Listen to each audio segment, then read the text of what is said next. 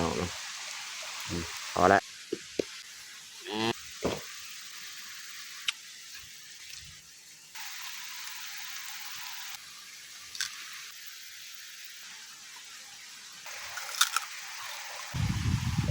อย่าลืมกดไลค์กดแชร์และกดติดตามเด้อพี่น้อง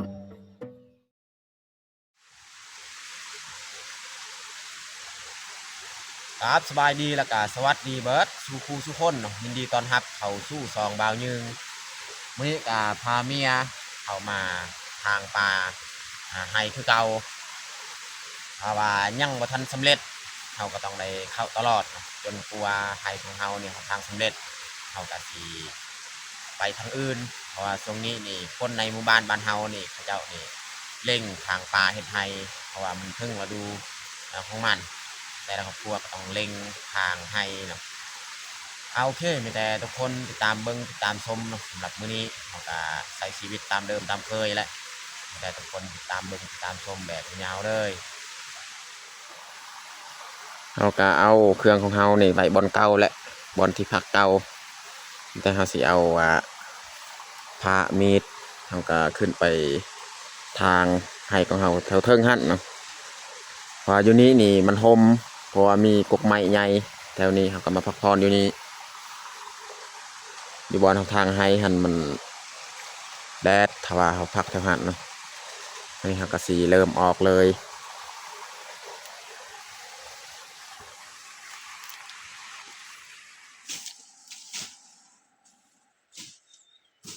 นี่แหละบอนที่เราทางแล้วนะแล้วก็มื้อนี้นี่มันทางนี้อีกนี่สีตาทางตัวนี้ไปฟุ้นแล้วก็ขึ้นเทิงเลยนะเพราะทั้งลุ่มในหญ้ามันอ่อนทั้งลุ่มเนี่ยเขาปะไว้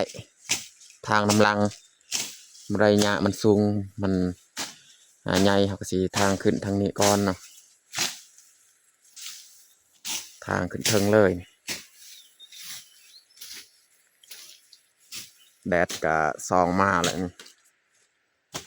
เวลา8 โมงน้อง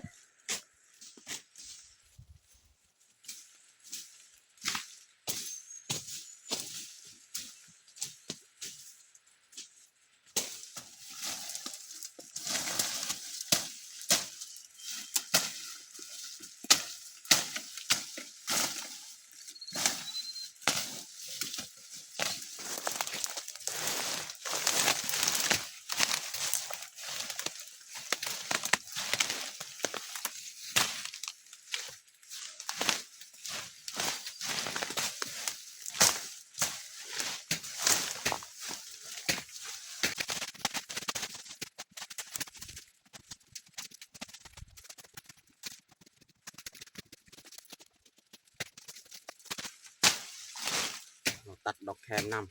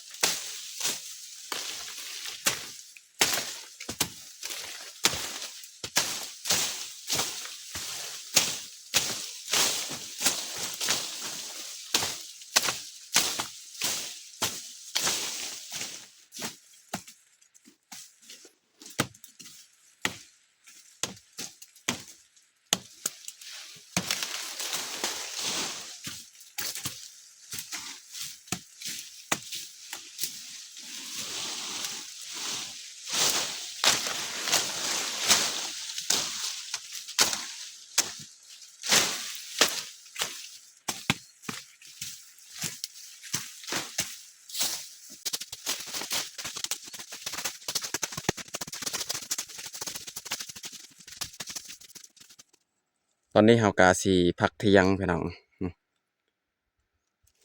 เฮาสีลงไปเก็บเอาในนี่ดอกตางนี่อาจจะเก็บแล้วก็ไปเก็บปีกล้วยอีกอยู่ลุงเอามาเฮ็ดอาหารเที่ยงมื้อนี้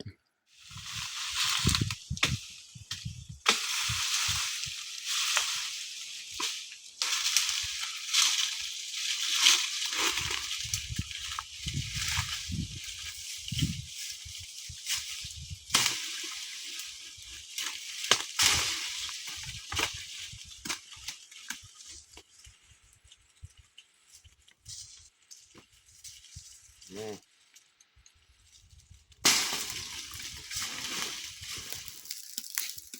เขาสิเอาปีกล้วยปลาอยู่เทิง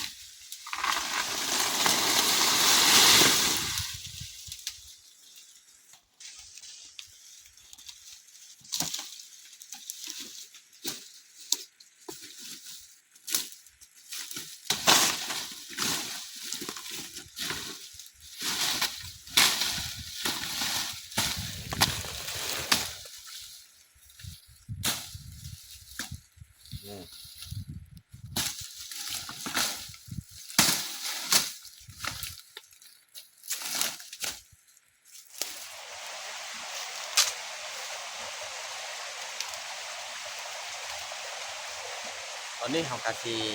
เตรียมดังฟืนดังไฟกินเห็ดยาก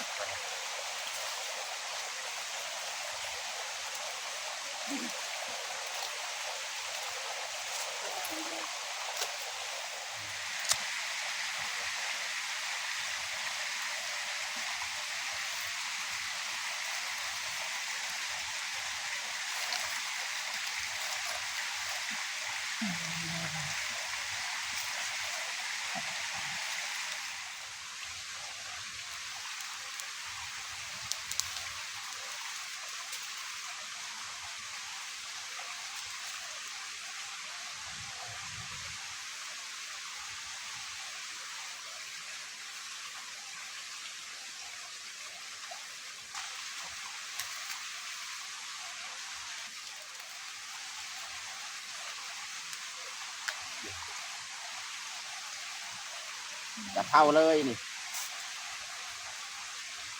มีกล้วยปลา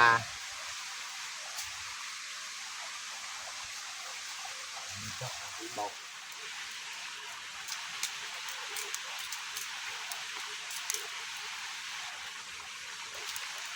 เห็ดไม้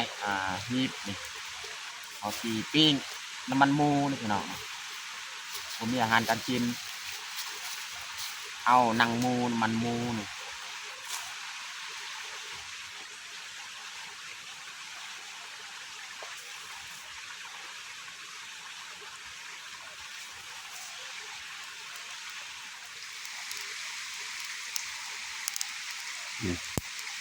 น้ำมันหมูพี่น้อง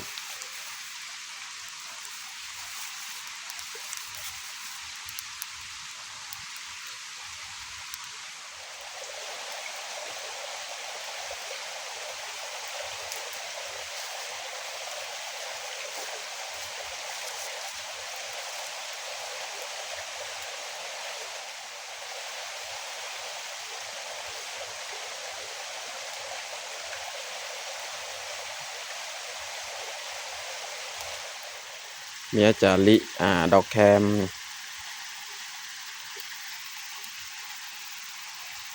ดอกแคมเขาเอาส่วงเขาทางไฮเมื่อกี้แหละทางไปนำแล้วก็ตัดดอกแคมไปนำ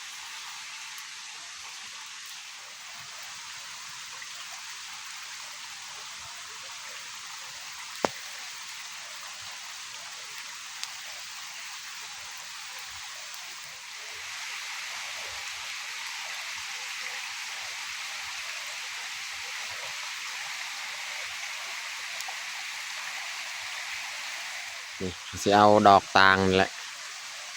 ลองมาเผาใส่ไฟพี่น้องเนาะ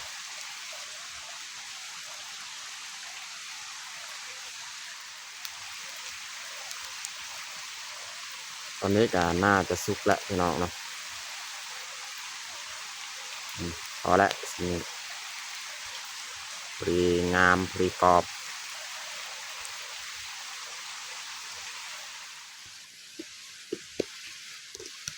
นี่แหละของปรุงแจวพี่น้อง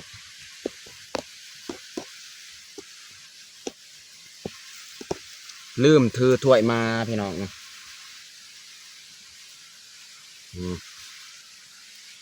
สีแกะเลยสีหมูของเราแมนซีน้ำมัน มันหมูหนังหมู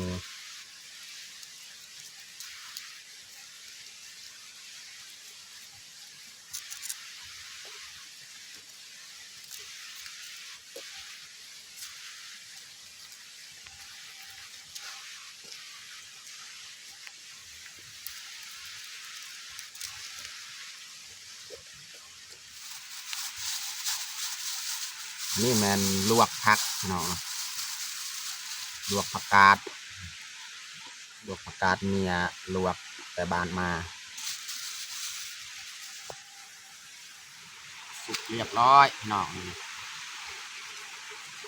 ปีกล้วย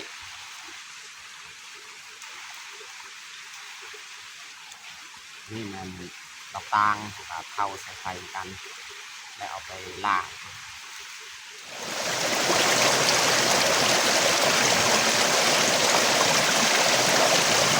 ไปล่าง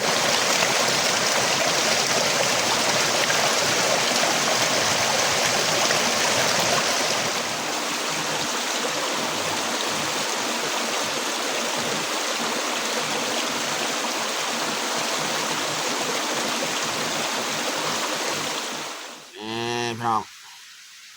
ปีกล้วยจีน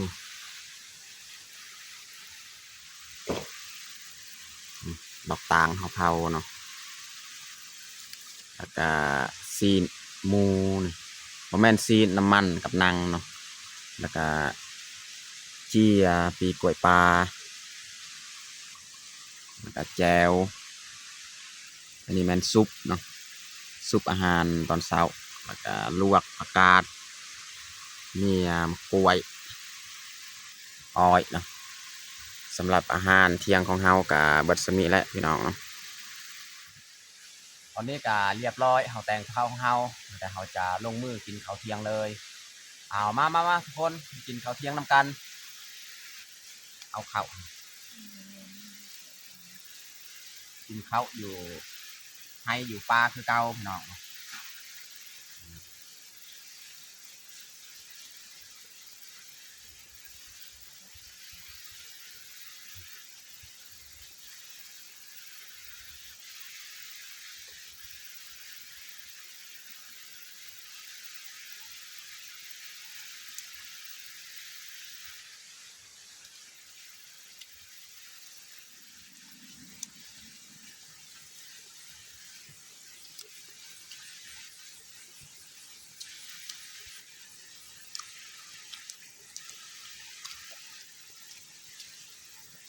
ดอกตังพี่น้อง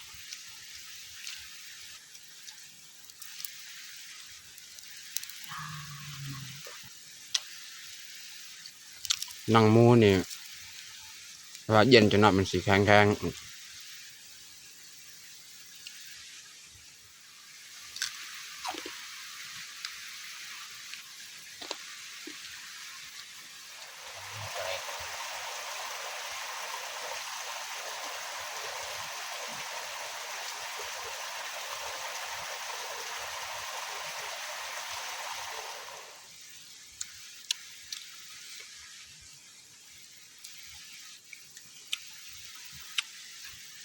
มันดีปีกล้วยปลา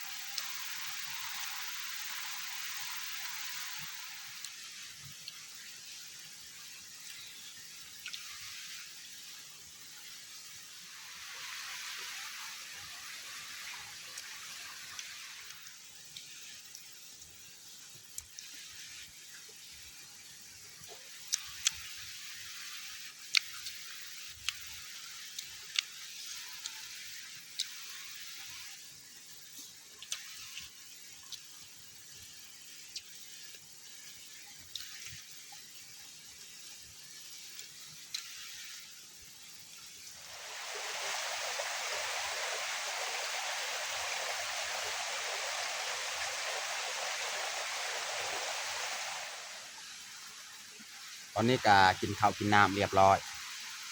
กินกล้วยกินอ้อยบัดนี้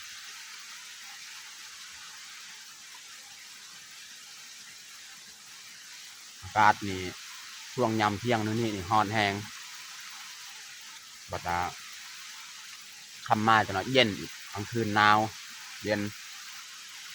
ยามเที่ยงแบบนี้นี่ร้อนอีก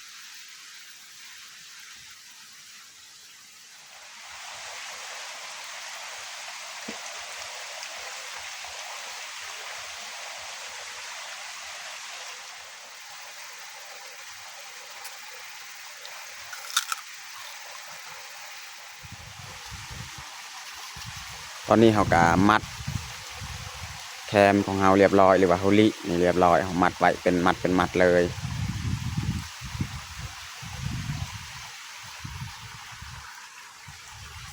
ได้ประมาณ 7-8 มัดนี่แหละ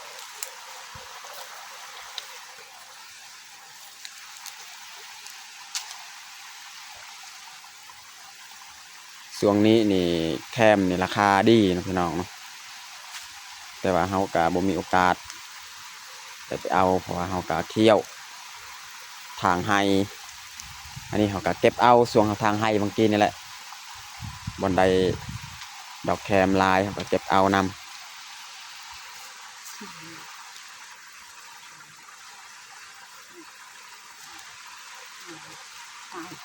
จักมัด